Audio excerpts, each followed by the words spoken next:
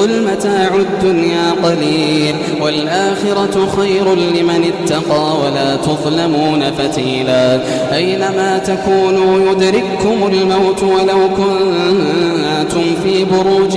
مشيدة وإن تصبهم حسنة يقولوا هذه من عند الله وإن تصبهم سيئة يقولوا هذه من عندك قل كل من عند الله فما لهؤلاء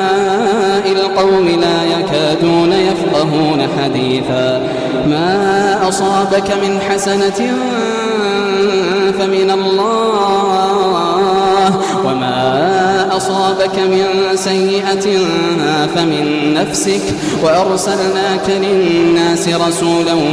وكفى بالله شهيدا من يطع الرسول فقد أطاع الله